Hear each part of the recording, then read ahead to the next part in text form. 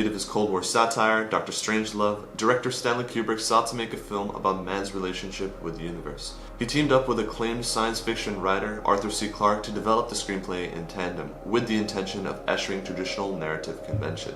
After 4 years of writing, filming, and perfecting, Kubrick's stellar science fiction masterpiece, 2001: A Space Odyssey, premiered worldwide. 2001 garnered praise from both film-based and general audiences, leaving a new generation of film that consisted of George Lucas, Steven Spielberg, and Ridley Scott, awed by Kubrick's inventiveness. With its Dawn of Man opening and monumental finale, in which protagonist Dave is reborn as a star child, 2001 heavily drew upon Friedrich Nietzsche's concept that we are but an intermediate stage between our ape-like ancestors and the Übermensch, or beyond man. Kubrick presents this concept as multi-interpretive, in that human evolution's next stage could very well be artificial intelligence.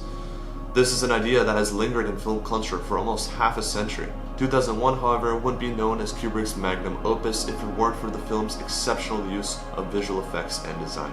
So how did 2001: A Space Odyssey reinvent film design, and what made it so special?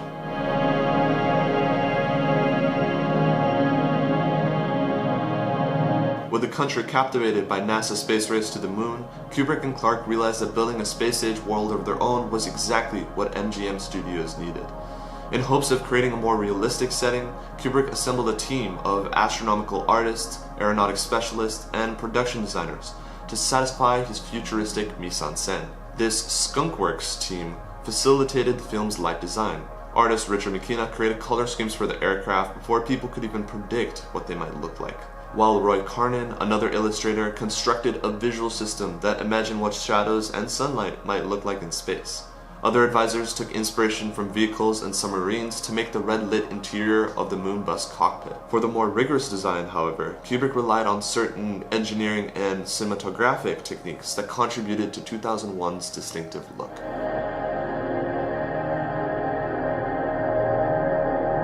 One of these feats were rotating movie sets. Being filmed decades before computer graphics could even simulate this effect, Kubrick was left with one choice: to fabricate a centrifuge. He commissioned British airplane manufacturer Vickers Armstrong to construct a massive centrifuge that measured 36 in diameter and weighed 30 tons. Despite its exorbitant cost of $750,000, the machine was effective, as it enabled an unseen and disorienting effect. It was so well executed that it caught on to other films following 2001. Another reinvention of 2001 were its sublime shots of spaceships.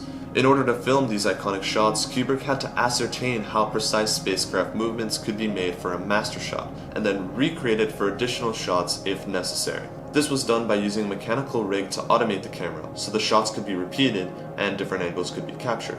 With the advent of CGI, motion control is less prevalent nowadays, but it allowed for its quintessential usage in Star Wars.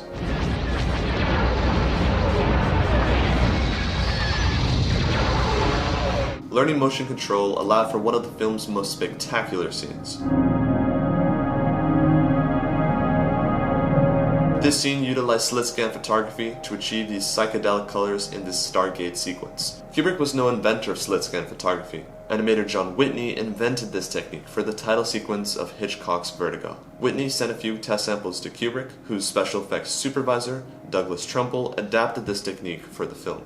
To achieve this effect, the cinematographer focused the camera on a narrow gap, behind which Trumbull placed colorful, transparent images which moved side to side as the camera trekked in and out, filming in long exposure. The same technique was used in Star Trek's Jump to Warp Speed, the Doctor Who title sequences, and the Tesseract design in Interstellar. 2001 was also an early adopter of front projection, a forerunner of the green screen. This technique enabled Kubrick to implement the opening scene on a sound stage, utilizing footage from Africa. Front projection is done by projecting an image onto a two-way mirror, which reflects the image onto a screen which typically acts as the backdrop. Although it wasn't the first film to use this technique, it raised its publicity, being used a decade later in Christopher Reeve's Superman. Much like motion control, front projection is less common nowadays. The use of CGI can easily replicate this effect, but Kubrick's use of front projection provided its exposure and allowed for the advent of the green screen, which is heavily prevalent in film, ranging from a homemade short film to a multi-million-dollar Marvel movie. Kubrick's perfectionism and innovation of his special effects supervisors made a significant impact on the filmmakers that followed him. The techniques he used still are used to this day, and if not, are used in a more advanced digital format. He set the visual basis for practically every space film in the past 50 years by using these visual effects. Visual effects that immerse viewers by creating this separate extraterrestrial world. Part of the reason why so many moments in 2001 are so iconic is because they're made to invoke contemplation instead of simple explanation. They're made to incorporate the spirit of space exploration.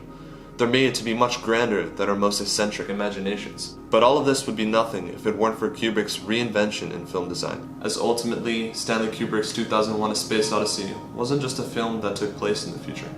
It was a film that changed the future. And that's exactly why we should care about this film. So many space-related films stemmed from this masterpiece. Half a century later, it prevails to shine the light amid the darkness, continuing to inspire science fiction films, even of this decade.